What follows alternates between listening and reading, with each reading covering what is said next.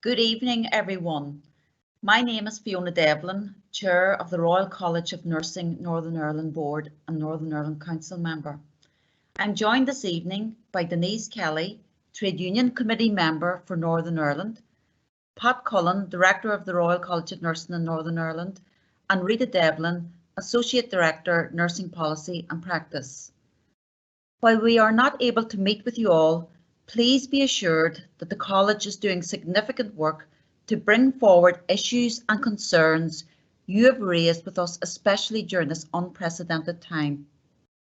Over the past few weeks, the pressures in health and social care have escalated at an alarming rate, and many of you members have been contacting the RCN across all practice settings, reporting a series of issues in relation to the ongoing pandemic. We want to reassure you that the RCN is here to support you, and we're holding tonight's webinar to give an update on some of the issues the RCN NI is raising on your behalf. As a member of RCN Council, I've also been representing members in Northern Ireland at a national level to highlight the situation here. While there are ongoing issues across the UK, we believe that many of the problems that we are facing are related to the high number of nursing vacancies that have continued in Northern Ireland for considerable time.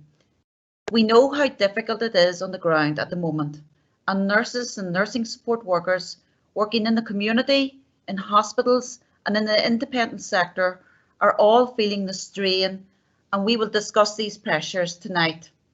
But before I pass over to our Director, I would like to remind you about the RCN SenseMaker project. The RCN in Northern Ireland launched this significant project earlier in the year, which aims to capture the stories and lived experiences of nurses and nursing assistants as they face the battle against COVID-19. Working through this pandemic has not been easy, and staff are having to deal with a range of unprecedented issues in some unfamiliar circumstances and environments. We feel it is important now more than ever to capture this information, and it only takes a short time to share your story. It doesn't have to be exciting or out of the ordinary. We need to know what your day consists of and how you feel about your experiences, both personally and professionally.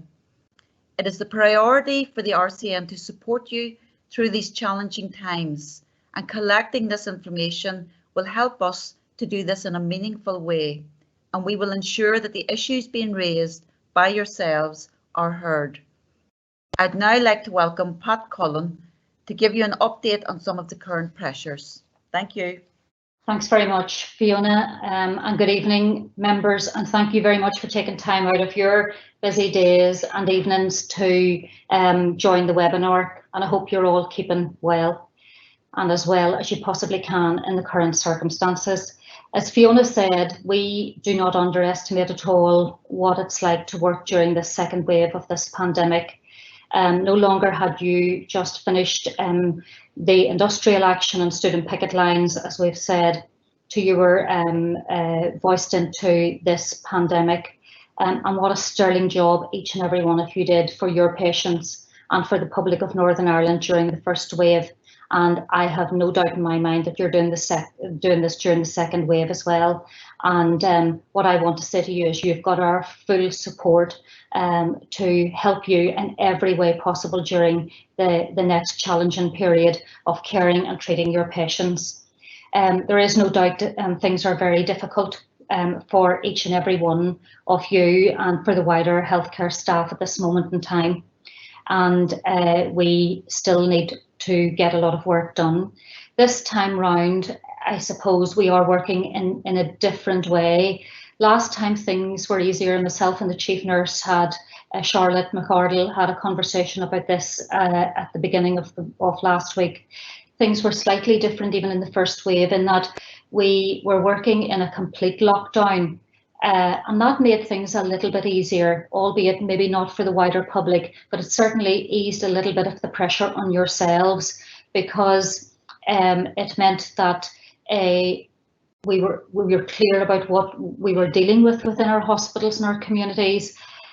This time round, there are none of the special arrangements in place for yourselves that were in place the first time round in shops, with the support, albeit that the public always support you, but there was much more support in terms of that being able to get early in the morning to get some groceries and that time being set aside for use. Things like that really did help our nurses. This time around, that's different, and some of our nurses are really struggling and having a challenge trying just to balance home life and manage to still continue to do their utmost for their patients in all their settings.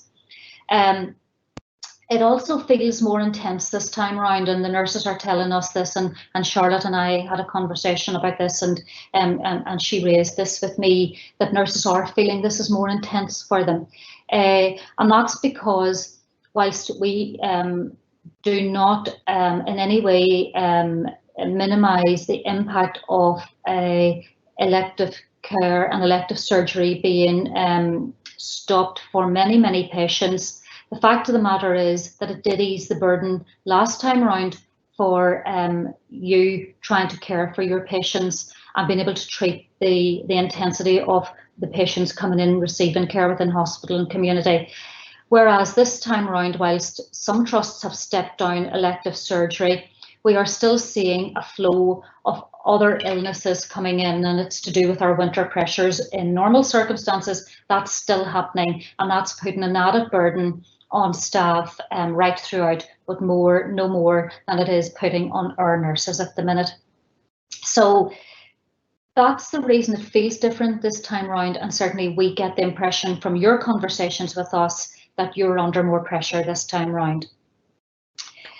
We are really keen to hear from you. We need to hear from you because it's our job to try and work with the leadership that we've got in Northern Ireland, from the politicians through to the civil servants and through then to the leadership within trusts and within the independent sector, to try and ease the burden on you. I don't want to take up too much of your time tonight because this is your night to raise your questions with us, and that's really important. But some of the issues that you are raising with us that on a day and daily basis that we are taking forward for you include the widespread redeployment that you're facing at this moment in time. We are finding within our hospitals, our nurses are telling us that it's not just one redeployment from one ward to another, but in any given day and on any given shift, they can be asked to be redeployed, to move from ward to ward and maybe to another ward and maybe to another ward or unit. And whilst we fully accept and understand the pressures that our nurse managers are under, we cannot underestimate what they're facing at this moment in time either. It is very difficult for our frontline nurses to manage the levels of redeployment that they are facing at this particular moment in time. So that's a key issue for you. Staffing within our intensive care units is raised with us multiple times throughout the day and weeks. And that's to do with the number of ICU beds and the increases there, and also the discussions around the ratio of registered nurses to patients within our intensive care wards. And again, those are the issues that we have been in conversation with the chief nurse and also at departmental level on a daily basis around. Issues are raised in relation to access to showers this time around. If you remember the last time, we managed to work with the trusts and with politicians, and I have to say local politicians in particular were very instrumental in making sure a number of these arrangements were put in place for you. So it's access to showering facilities, access to rest facilities, and indeed the last time around, in any given day, I could have been on the phone to many politicians to say we better get these things sorted. So that's no different this time around. We will continue to do that. Access to canteen facilities and any sort of hot meal is becoming a major issue for our nurses, particularly those on night duty, where they're saying that they have no access to canteen facilities, no access to hot meals, and indeed very limited access at times to vending machines. And when they get out to the vending machine after donning and doffing, they find that they're either empty or broken. So that's not a very pleasant way to have to work.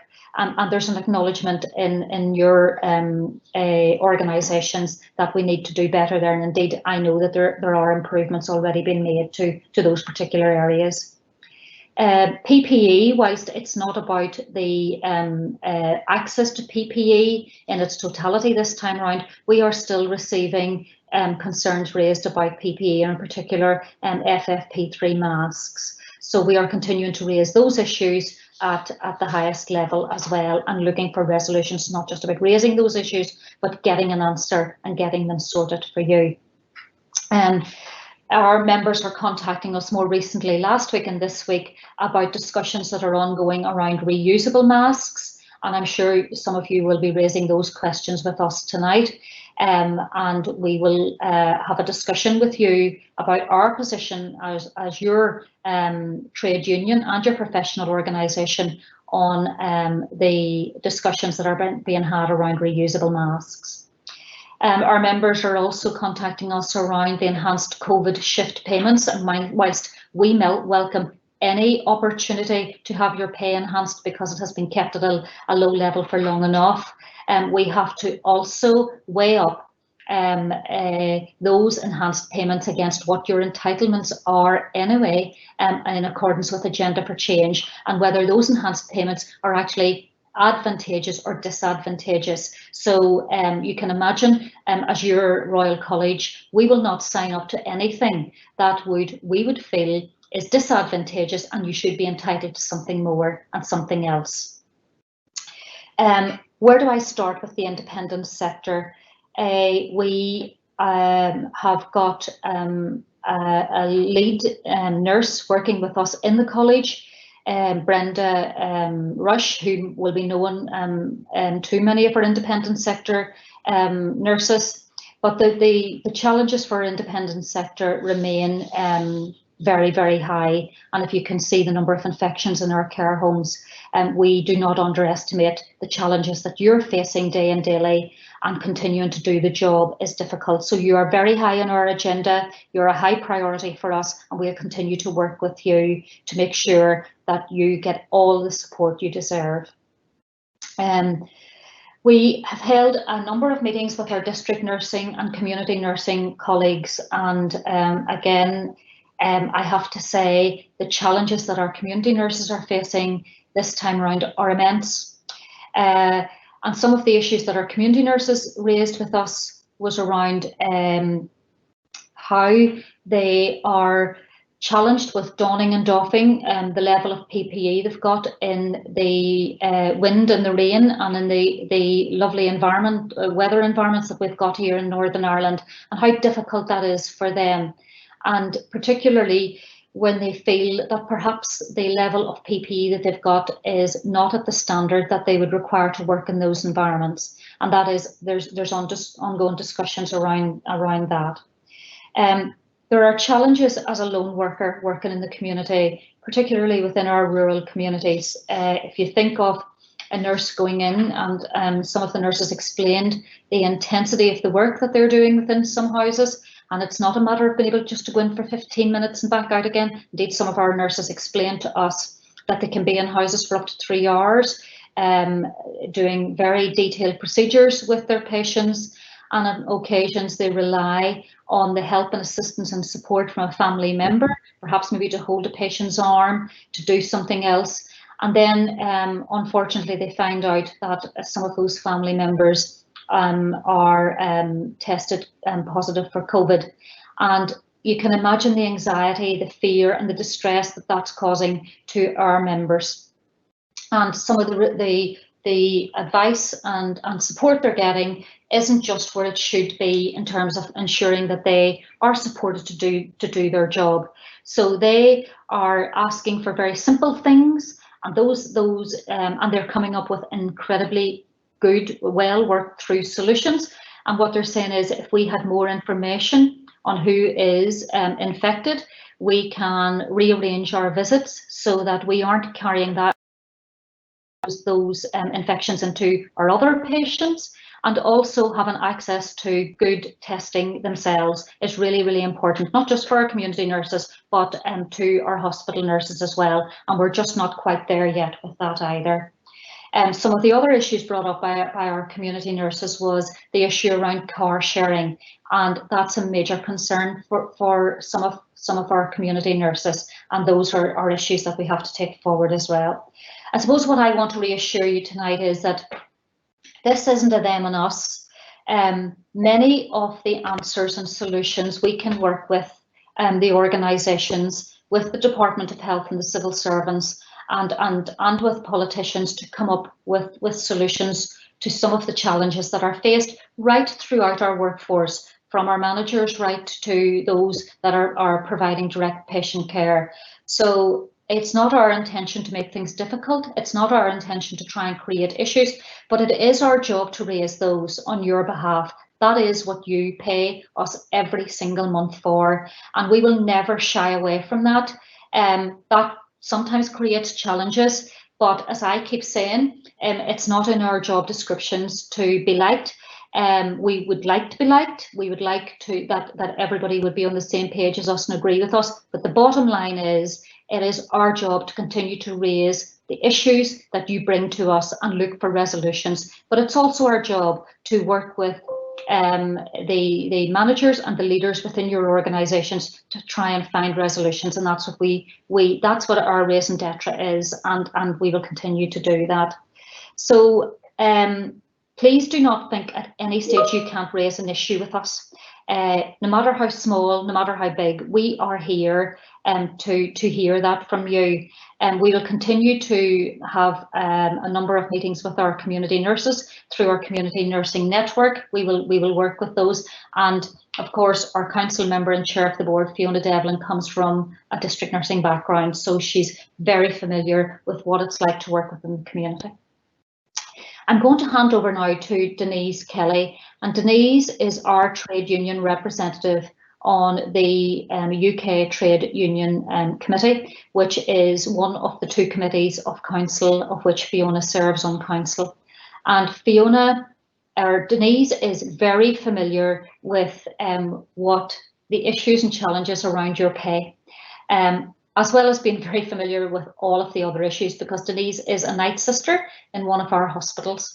So Denise is going to explain to you just where we are with pay, and then it's over to you. So this is the rest of the evening, then is for you to ask us questions. And I'm going to be, as I say, I feel I'm like the new Debbie McGee in the Royal College. So I'm going to then host the rest of the evening and field your questions out to the panel, of which I'm joined by Rita Devlin, who most of you will be familiar with. Rita's one of our associate directors. So thanks very much for being with us, and over now to Denise. Okay, thank you very much, Pat. Good evening, everybody. I am your Northern Ireland representative on the RCN Trade Union Committee, and I just wanted to take this opportunity to give you all a brief update in relation to our RCN Fair Pay for Nursing campaign. As I'm sure you're all aware, the Agenda for Change aspect of the campaign is about securing a fully funded 12.5% increase with an earlier implementation date than the 1st of April 2021. There is further work ongoing to engage with members in our independent sector and with their employers to try and build a campaign. It is about fair pay for nursing, not fair pay for AFC nurses. So we are working on that, and we're planning to make sure that all nurses are recognised for the work that they do. With regards to the HSC and the Agenda for Change, the focus is on the UK government at present, and that's due to the way that the funding flows, as any decision is made by the Westminster government, and that funds a pay rise for us here in Northern Ireland. As part of the campaign at present, we're urging all of our members to write to their MP, to ask their MP to write to the Chancellor before the government spending review, which is due to take place on the 25th of November. Thank you to the many RCN members who have already done this. If you haven't already done this, it only takes a minute to send the template letter from the RCN website. We're going to post the link onto the chat so that members can access this. If you wish, you can add a few sentences of your own to personalise your message. The more of us who write to our MPs and urge them to write to the Chancellor, the more our voice will be heard when the spending review takes place in a couple of weeks' time. We don't know yet whether the UK government will negotiate directly with the RCN and the other trade unions, or whether they will take recommendations from the NHS pay review body. However, we do know that the NHS pay review body has started its work for the 2021 report. There will be formal written submissions from the RCN and also the joint NHS trade unions. Before this takes place, however, the pay review body is going to make virtual visits across the UK.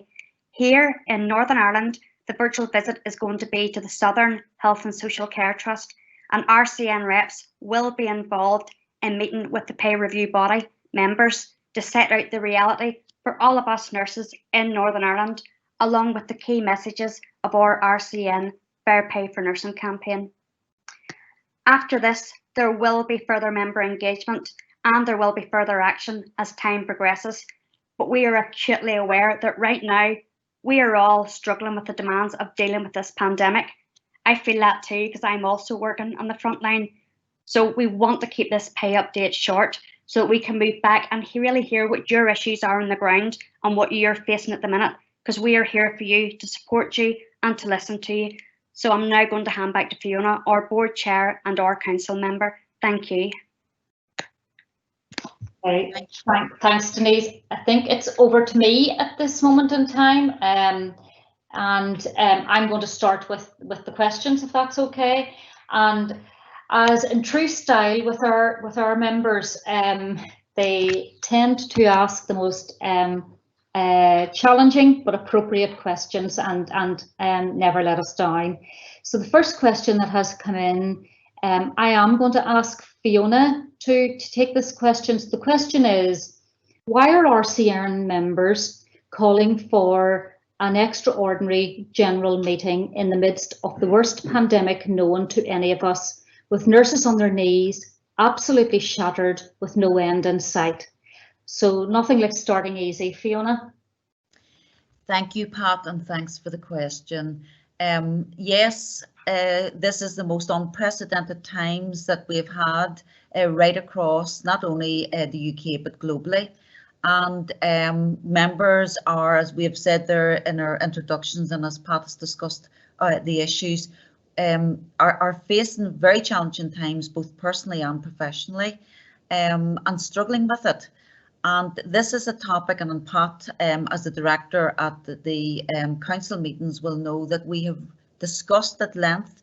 And I think, I assume everybody knows that the extraordinary general meeting has been called as a result of some members within the RCN challenging the presidential elections that were then stopped, and members of those elections then withdrew. As a result, council has dedicated 2 council members to engage with the petitioners, and there was just over 1,000 people signed the petition, and it was to address the everything around the presidential election and a few other issues. To be honest, council is meeting tomorrow evening, and the EGM is high on the agenda. Last week, and Pat will confer with me, that we discussed at great length about our concerns, while we acknowledge the need to work with petitioners and meet the needs and the challenges and the queries that members have about concerns around the presidential election. Unfortunately, we are in a pandemic, and the spotlight, for want of a better word, is on the pandemic. And I think we are all very cautious that while we want to address issues that petitioners have raised, that we must actually look to the greater membership and acknowledge what's happening. So we are instructed by our membership who've asked for this EGM to be called, but I will say that tomorrow council is meeting to discuss again at great lengths the timing of this EGM. Is it appropriate? Is it, really what we should be doing at this point in time? And do we need to look at other options? And we will feed back as soon as possible to anybody that has raised queries in this. But can I reassure you that as a council, we are in no way underestimating the pandemic and the fact that a lot of people, an EGM, with all due respect, is maybe the least thing on their agenda at the moment, and we have to acknowledge that and think about maybe is it better timing it elsewhere. But we will come back to the membership about what we're doing after tomorrow's council meeting. Thank you. Thanks, Fiona. Okay, so I'm going to move on to the next question, and it's a question around car parking. And the question is, what about issues regarding free car parking? Staff are being asked to pay for parking, then keep proof of the payment and ask for reimbursement. Can the RCN push for barriers to be opened or day passes for staff? So I'm going to pass that on to Rita. Thanks, Pat. So this was discussed last week at the trade union meeting. So we meet with the trade unions, the employers and the Department of Health every week and discuss issues of concern. The issue of car parking was raised, and there are different approaches within the different trusts. So South Eastern Trust, for example, say that they already have free car parking. It's just actually not on the site. Belfast Trust have said that they can't open the barriers completely because they still have patients, relatives and other workers coming in to work, and they need to make sure that there's car parking spaces for them. What we have done is we have raised the issue to say that car parking was promised by the Minister. It's a ministerial promise, and therefore it should be implemented by the trusts. The trusts come back and say that there are difficulties with a regional approach, if you like, and each trust is trying to work its own way through.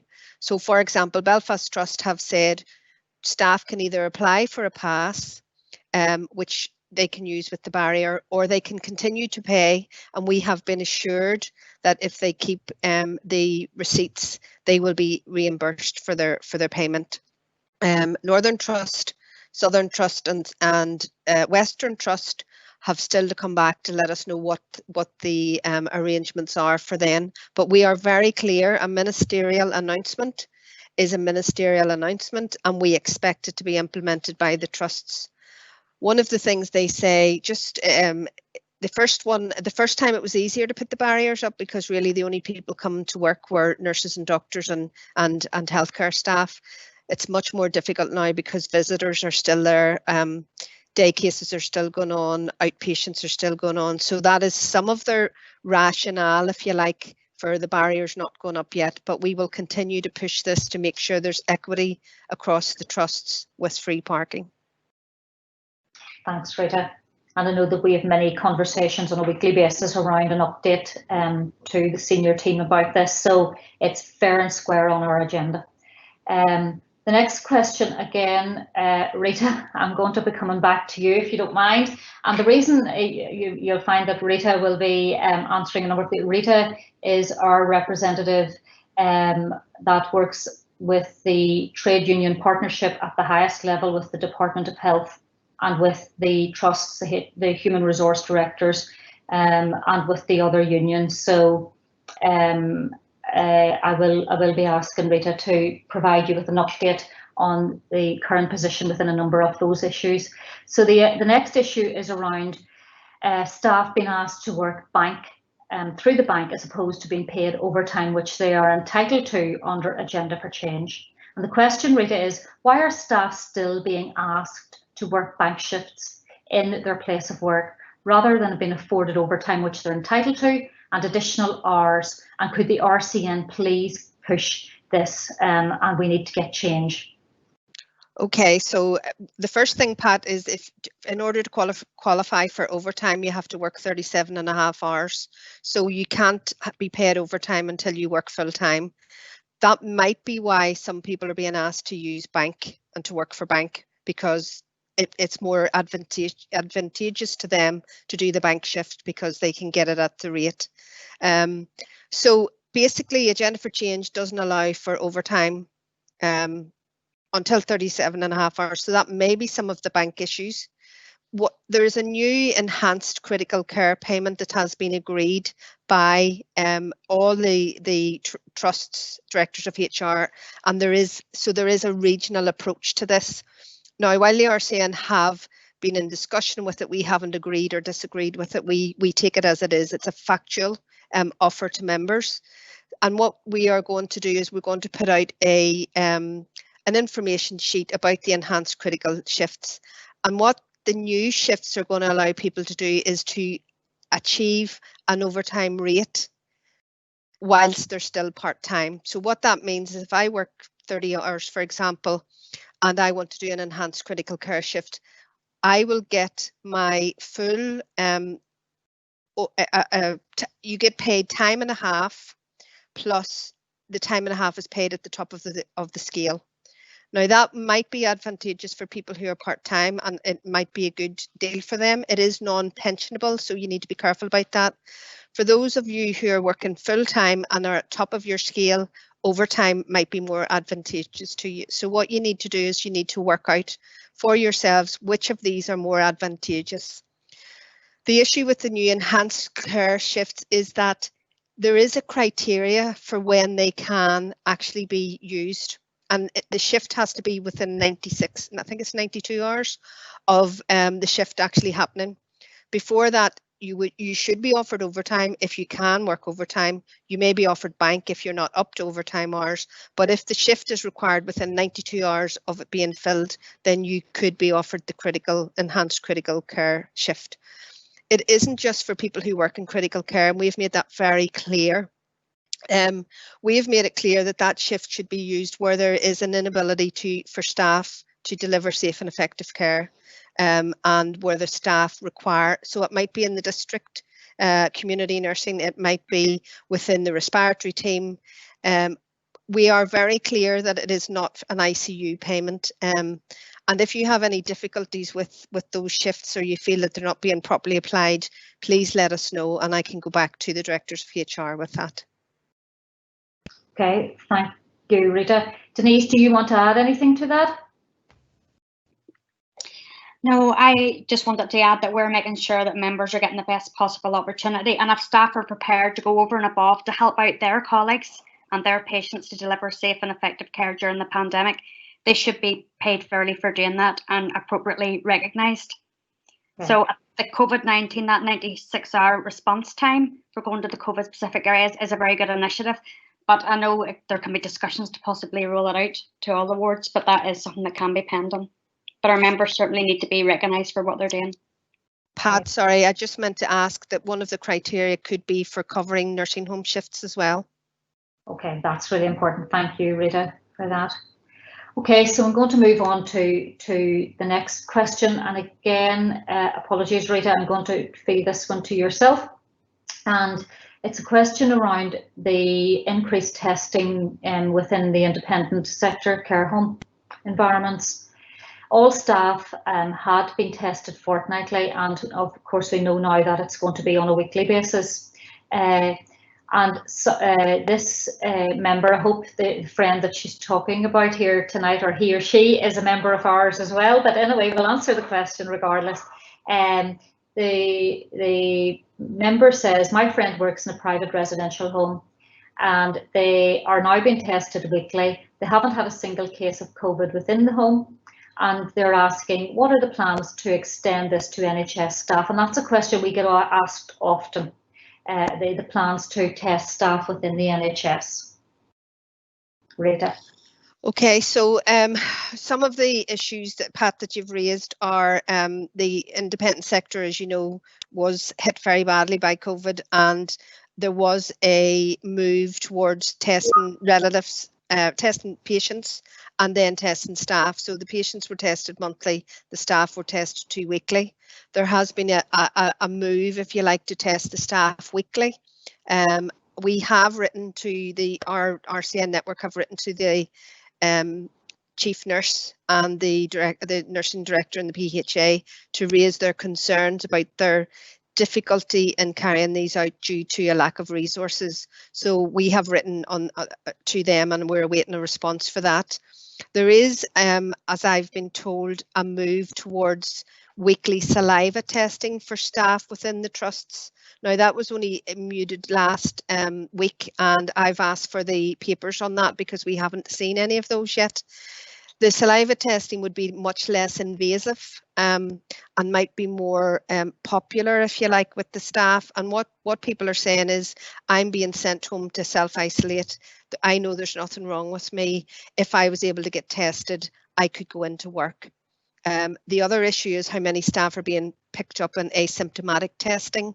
So this new move towards the saliva testing within the NHS staff might be a welcome move. We've yet to see the details of that, Pat, before we could comment on it. Okay. Thanks, Rita. Thank you.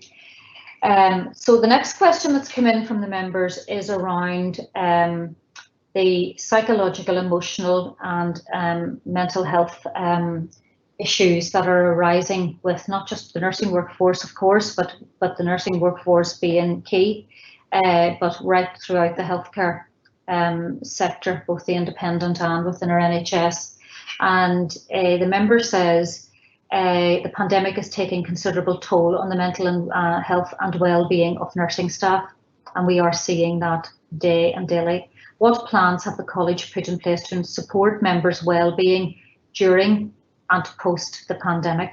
I suppose I'll start off, but I could hand over then to Rita about some of the psychological well-being work that we're doing across the 4 countries. But first and foremost, that's been something we've been dealing with day and daily. And initially, during the first wave of the pandemic, if you remember, we reinstated our local helpline for nurses in Northern Ireland. We had the helpline up and running during the period of industrial action. And because the first wave of the pandemic happened very quickly after that, we felt that it was really important for us to reinstate that helpline so that members could get prompt, decisive action and answers from ourselves.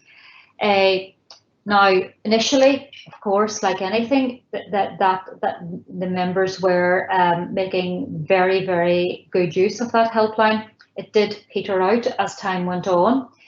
This time round, we have taken the decision that because we have got many of the systems and processes in place and policies and procedures that we've agreed across the 4 countries within the Royal College of Nursing, that perhaps maybe we just didn't need to establish that or re-establish that helpline again. And because we have really, on our internet site, we have very robust frequently asked questions and responses up there. So our members, we can see how many members are hitting on those sites and going in there looking for answers, and we can see that. So this time around, what we've done is bolstered our response through RCN, which is our call centre for RCN. So any of you that would be looking for support from ourselves will be familiar with going through to RCN first, and then you are redirected to us if you require an individual response. That will still continue to happen, and that service is still available. So we're very aware of that. The other thing that I would say to you is that there is a responsibility and an onus on your organisations to provide you with prompt support through occupational health. And I do understand from the chief nurse that there has been a significant capacity increase within there, and she's very mindful of that. So that's work that is being done with the directors of nursing. And the trauma support, as she talked to me about. So that is something that they've really got their eye on. But secondly, through the RCN UK-wide, we have got membership support services in place, and you do have access through your membership to counselling services through ourselves, and we are in discussion to ensure that those counselling services are stepped up so that there's a prompt response to yourself. And the other part that I would say, and the chair of the board touched on this at the beginning, and that is the importance of telling your story through our arrangements that we have in place with SenseMaker. And I know from being a mental health nurse that the power of telling your story from a therapeutic value, and do not underestimate that, the need to be able to tell your story. And as the chair of the board said, Fiona, it's not about whether your story is that it sounds very adventurous or anything like that. It doesn't matter what your story is, you need to be able to tell your story. We go into those stories and we look at those stories and we pick out themes and trends. And then we, Rita and myself next week, is meeting with directors of nursing and Brian as well, who's the other associate director. And I understand that perhaps the chief nurse might be joining us for that. And we would like to have an opportunity with them to anonymously go through the trends that are coming through in those stories, so that we can work together to look at how we resolve some of those issues on your behalf. But as well as that, there is a 4-country group of associate directors that are working on the psychological care and support and well-being that is required for you both during the pandemic, but particularly post-pandemic. And Rita, do you want to say something about that particular work? Yes, Pat. So there's an issue where the group are looking at the whole issue around psychological safety within the workplace, and we're hoping to develop a suite of resources that will help with the issues as they're brought up. And just if I could say to people, every week at the trade union, employer and Department of Health meetings, I've raised the issue about the need for the staff health and wellbeing to be taken into account. Proper rest breaks, proper dining facilities, the ability to get food, as you've said, Pat, hydration, time out of PPE, time away from bleeps and drips and all the alarms that go.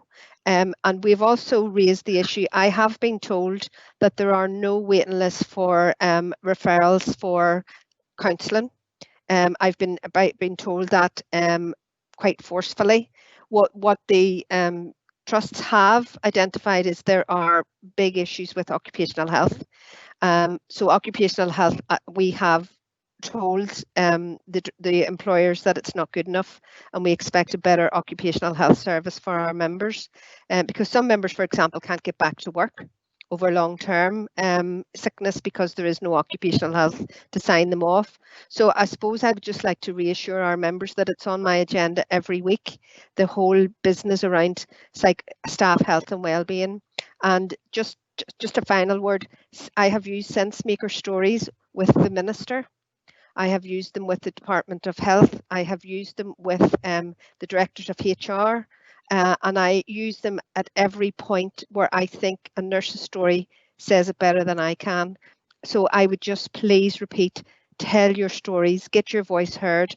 Not only is it important for now, but this is a historical record of what nurses have done and how they have coped through the pandemic. And it'll be as important, I believe, as the nursing notes of Florence Nightingale in years to come. So just please do contribute your story to SenseMaker.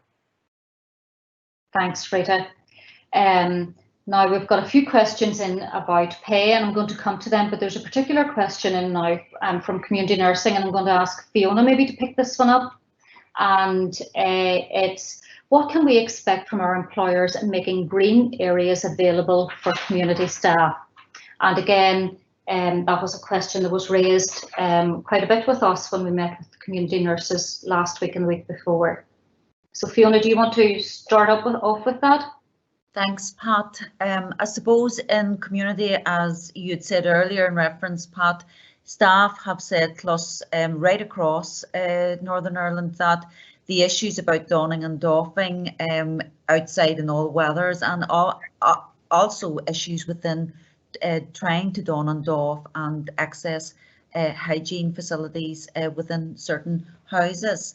At the moment, the staff have said that they are going in without any notice, even though they make contact into houses as to identify is there any COVID positive patients or anybody isolating or that. Sometimes they are given the correct information, and on occasions we have found that staff have walked into areas with not the right PPE in place. Now we would be encouraging those, and those staff have escalated it to their managers and DATEX to say that, you know, they should not be left in such a compromised position.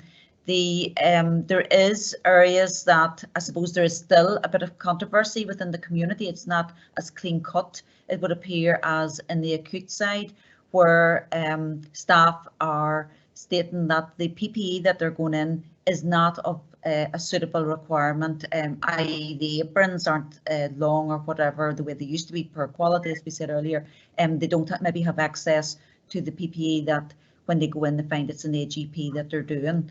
So I think that I'm not really sure with that question. You know, what they're stating is that prior to going to the house, you identify if there's isolation or COVID within the household or anybody that is attending to the patient, and from that the staff then have to identify what PPE is required. I know in some trusts the district staff have been told now to order gowns and FP3 masks to have in their possession when they're out and about, because to date we've seen that district staff have went out and not had the appropriate equipment and therefore compromised at all levels. But it is an issue. It's not as clear cut as it is in the acute side. Pat, I'm not sure whether that totally answers that question. No, I think that's perfect. Fiona, if the member that asked the question has anything else in mind that she feels we need to pick up, he or she feels we need to pick up, please either contact us tomorrow directly, or again just put something back into the question, the chat box, and we'll see if we can add some clarity. But that's great. Thank you, Fiona. I'm going to go to a pay question now that has come up a couple of times tonight. Denise, I'm going to come to you with this in the first instance, and it's asking, how is the RCN preparing to ensure any accepted pay deal, and I think the word here is accepted pay deal, is implemented across the 4 nations, as the history here is Northern Ireland led the first ever strike action. And suppose what they're really saying to us is, how will it be implemented to make sure that they aren't left behind again? I think that's really what the member's politely saying to us. Okay, thank you, Pat. And as a representative of Northern Ireland on the Trade Union Committee, that's a question that I've raised at our many meetings. We have devised a member UK pay policy, and our ask is for a 12.5% fully paid consolidated pay rise, irrespective of what point of a band you're on, for everybody in the 4 countries. Doesn't matter where you're from. So that's our ask. That's in our UK member pay policy, and that is our goal. It's going to be the same for everybody. If there's any issues or disputes, or the Barnett consequentials mean that we're getting paid less, that's something we will address at that moment in time. But as far as we're concerned, and as part of our strategic plan, everybody will be getting paid the same, and we're aiming to make sure everybody gets 12.5%, irrespective of where they are in the UK. And I will be determined, representing Northern Ireland, that we will not fall behind again and make sure that it is raised at every opportunity. Thank you, Denise. Fiona, do you want to add anything to that? No, I think that Denise has summed it up well, and I think what we're trying to say, a lot of commentary is about COVID payment rather than acknowledging the skills, expertise, and I think the pandemic more than anything has seen the most impressive demonstration of nursing, highly skilled professionals who deserve fair pay. So we should see each country getting the same. It's about pay parity, and we didn't stand on picket lines in December and January of this year for no reason. We deserve fair pay. So yes, and I think we're at a point now where the government has to acknowledge, and that's the UK and the other governments have to acknowledge that pay has to be reflected against the worth of the staff. Thank you. Thank you. Okay, and suppose I want to give you our commitment as a Royal College of Nursing in Northern Ireland, and that is, we committed the last time to say that you will never be left behind again. And that is our full commitment, and it's our responsibility to make sure that you will never be left behind again in relation to your pay, and treated what we termed as the complete indecency that you were treated with from 2012, and certainly that is our mandate, and that will not happen under our watch. It's as simple as that. And I believe that the people that are on your board, council and trade union committee will make sure that that never happens again. Okay, so I'm going to move on in the interest of time then. to a few questions coming in around track and trace. So first question, and I'm going to maybe ask Rita to pick these up again, if you don't mind, Rita. One of it's a question with a query and then leading on another question, and that is the Public Health Agency track and trace is 14 days. I take it that that's the isolation period that the member's talking about. Yet occupational health within 2 days of contact with COVID positive person.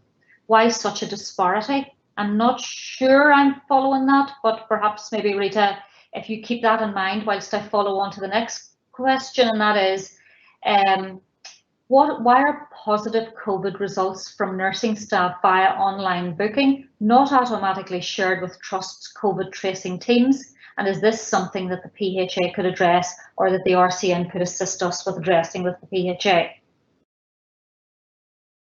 Rita. So, Pat, I'm not sure I know the answer to these questions, just being honest with you. The track and trace, I know the isolation, period of isolation has been in discussion for quite a while in terms of how long. It's my understanding that if you are deemed to be in contact with somebody, so you're traced that you've been in contact with somebody, your isolation period is for 14 days. If you are tested as COVID positive, your isolation period is for 10 days post positive swab. That's my understanding. I think the difference is because one is you're not aware of when you have been, so if you're not COVID positive, there's a possibility you could become COVID positive within 7 to 8 or 5 to 8 days, and then you have to isolate after that. The one where you have already been tested COVID positive, they think that the 10 days is suffice to ensure that you're symptom free. So that's my understanding of the track and trace.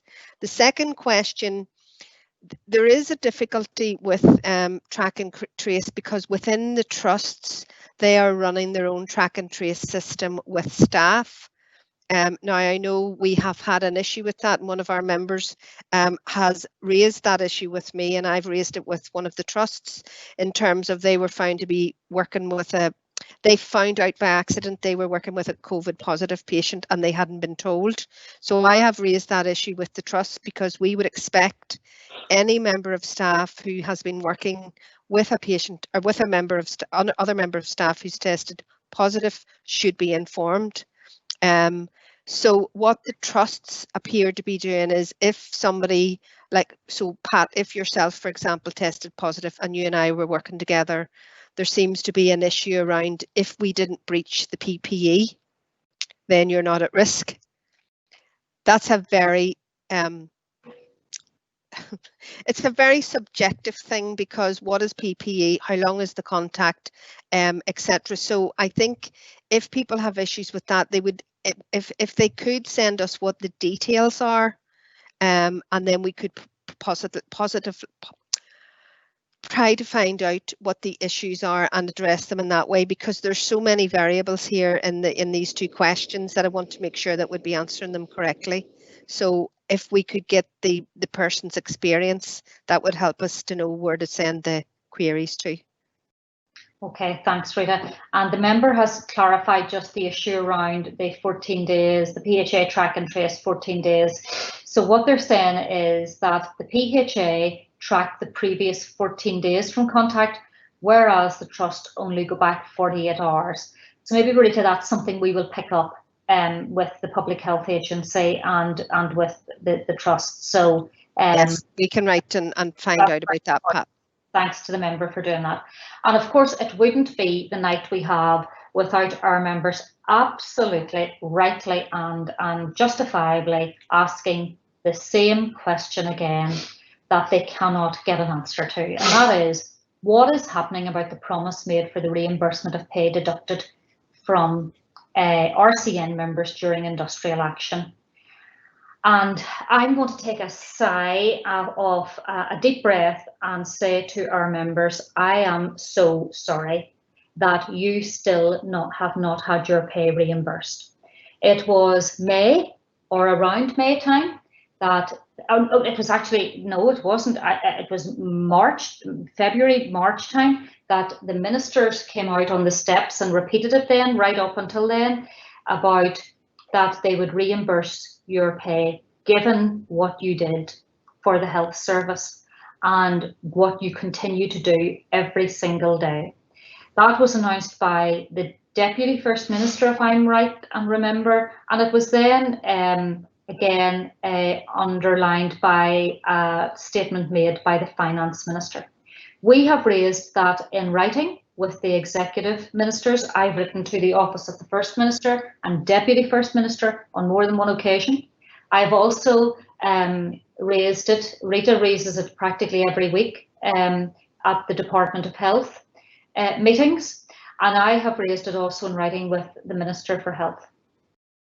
And there are many excuses, and I'm just going to use the word excuses made about why that money cannot be reimbursed. But the fact of the matter is that the highest level of government in this land came out and publicly announced that your pay would be reimbursed.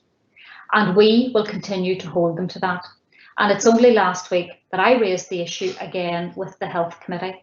And I know the Health Committee has raised it. All members from all parties have raised this at Health Committee, and they continue to raise it with us, writing to us nearly on a weekly basis about it, Health Committee members. So it's on everyone's agenda, and we will continue to work on your behalf to get a resolution. You are entitled to it now that they've made that announcement.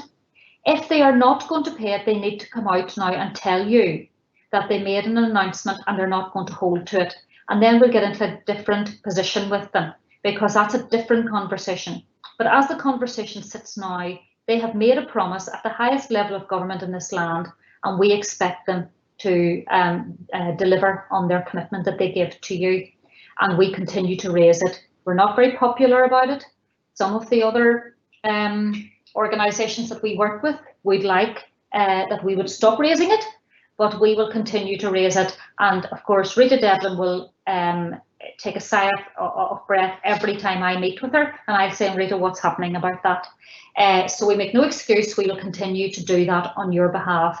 And it's not the value of the money, because let's face it, members, it's a couple of pounds back in your pay packet. But for you, I know it's the very principle of being told that, you know, that you are heroes, that we clap for you every Thursday, that we couldn't do without you, and that's absolutely right. And then they cannot deliver on an announcement that they made at the highest level of government. So it's not going to go off our agenda until we get a resolution. Rita, do you want to add anything to that before we go? No, just to say, Pat, you're absolutely right. It is raised continuously. The money is there. We've been told the money is there. What we've been told is that there are issues around if the Minister for Health pays it, he could be held accountable if another department wanted to pay strike pay, so for example to teachers or whatever. So that's the reason stroke excuse that we've been given continuously. So we continue to ask.